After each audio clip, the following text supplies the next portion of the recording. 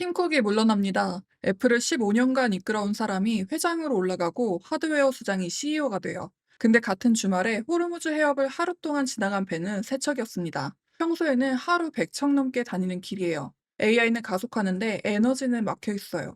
내 돈이 어디에서 있는 건지 나나의 시선에서 정리해드리겠습니다.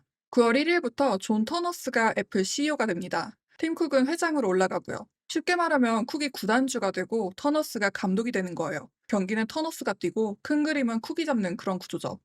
터너스가 누구냐면 애플에서 맥, 아이패드, 에어팟 같은 주요 하드웨어를 끌어온 핵심 인물이에요. 이게 왜 중요하냐면요. AI 시대에 애플이 어디로 가느냐의 신호거든요.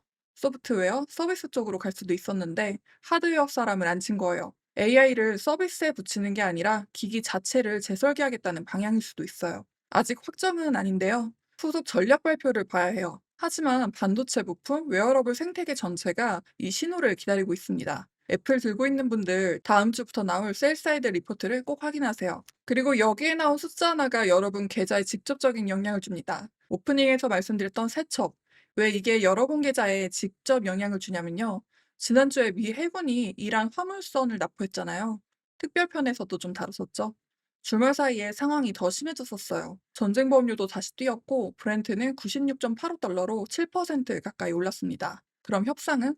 이란은 파키스탄에서 미국과 만나는 걸 긍정 검토 중이라고 했는데 아직 결정은 안 했어요. 벤스 부통령도 출발하진 않았고요. 이게 핵심입니다. 내일 4월 22일 수요일 휴전이 끝나요. 이란이 회담에 나오느냐 안 나오느냐 이게 유가, 달러, 주식의 다음 방향을 가를 단일 변수예요. 그리고 이유가 한 발 더 갔는데요.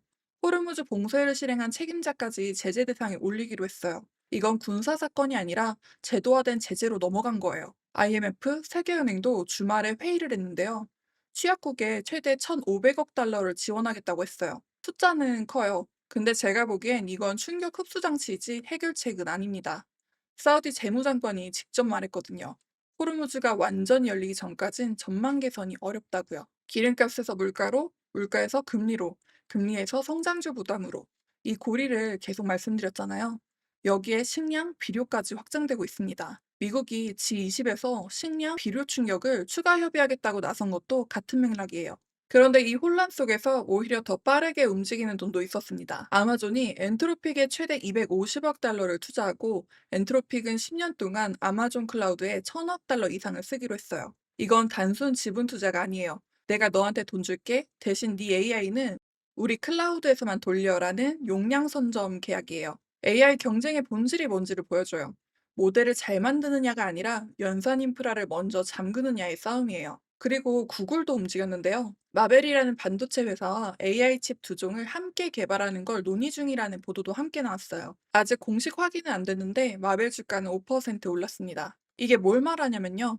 지금까지 엔비디아, 브로드컴이 깔고 있던 AI 칩 판이 흔들릴 수 있다는 거예요. 구글이 칩 공급선까지 재편하겠다는 건 빅테크가 공급망까지 손대기 시작했다는 신호예요. 아마존은 클라우드를, 구글은 칩을. 의미는 같아요. 남한테 맡기지 않겠다. 반도체 투자하는 분들은 이 구도 변화를 꼭 짚고 가셔야겠죠? 이번 주 가장 중요한 금리 이벤트, 케빈 워시, 연준 차기의장 후보예요. 한국으로 치면 한은 총재 후보가 국회 청문회에 서는 거예요. 상원 은행위원회 청문회에 섭니다. 이 사람이 오랫동안 연준을 비판해왔어요. 연준의 구조를 바꿔야 한다는 입장입니다. 청문회에서 매파적으로 나오면 단기금리 경로가 바뀌고요. 달러가 오르고 성장주 멀티플이 눌립니다. 반대로 점진주의를 강조하면 시장은 안도할 수 있어요. 같은 주말에 ECB의 라가르드도 말했죠. 추가 데이터 없이는 정책 결론을 못 내린다고요. 에너지 충격이 커도 ECB가 곧바로 반응하지는 않겠다는 뜻입니다. 유럽은 기다리고 있고 미국은 워시 청문회로 방향이 잡히고 있습니다. 그리고 아시아 쪽에서 이미 신호가 나왔습니다. 3월 아시아 채권에서 외국인 자금이 75억 7천만 달러가 빠져나갔어요. 4년 만에 최대입니다. 한국에서만 72억 5천만 달러예요. 유가가 올라가면 장기채 매력이 떨어지고 장기채 매력이 떨어지면 돈이 빠져나갑니다. 이게 실제 숫자로 확인된 거예요. 그런데 전부 나쁜 소식만 있던 건 아니에요. 미국 주식으로 자금이 280억 달러가 순유입됐거든요. 미국 투자자만 230억 달러. 유럽, 아시아에서 미국으로 돈이 다시 들어오고 있습니다. 여기에 반론이 있을 수 있어요. 그건 쇼커버 아니냐고요. 네, 맞을 수도 있어요.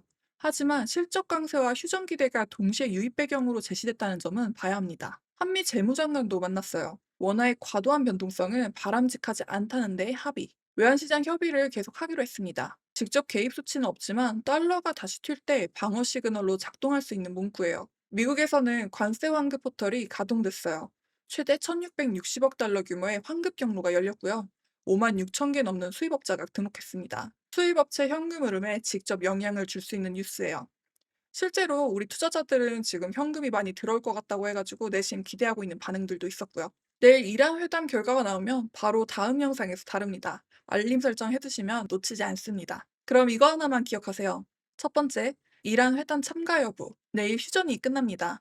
이란이 테이블에 나오느냐가 유가, 달러, 주식의 다음 방향성을 결정합니다. 두 번째, 호르무즈 통항량과 보험료. 12시간의 세척이 지나왔어요. 다음 주에 이게 올라가는지 그대로인지 배가 실제로 다녀야만 기름값이 내려온다는 거 기억하셔야 합니다. 세 번째, 워시 청문회. 맵하면 금리가 올라가고요. 성장주가 눌립니다. 점진주의면 안도랠리로 갈 수 있어요. 네 번째, 애플의 후속 전략을 보세요. 토너스 체제가 AI 하드웨어를 어떻게 가져가는지 반도체, 부품, 웨어러블 생태계가 이 신호를 기다리고 있습니다. 다섯 번째, 아시아 채권 유출이 멈추는지 유가가 안정돼야 장기채에 돈이 다시 들어옵니다. 한국에서 72억 5천만 달러가 빠져나갔어요. 이게 추세가 되느냐가 핵심이에요. 오늘의 핵심 한 줄입니다. 애플은 CEO를 바꿨고 아마존은 250억 달러를 태웠고요. 구글은 칩까지 직접 만들겠다고 선언했어요. AI는 가속 중입니다. 근데 호르무즈에서는 배가 못 다니고 있고 내일 휴전은 끝나는 상황이에요. 이 두 개가 같은 포트폴리오 안에 들어있는 거예요. 이란이 회담에 나오는지 안 나오는지. 이란이 회담에 나오면 유가가 어떻게 움직이고 안 나오면 어떻게 움직이는지 두 시나리오를 다음 영상에서 바로 다뤄보겠습니다. 오늘은 여기까지 준비했습니다. 그럼 내일 뵐게요.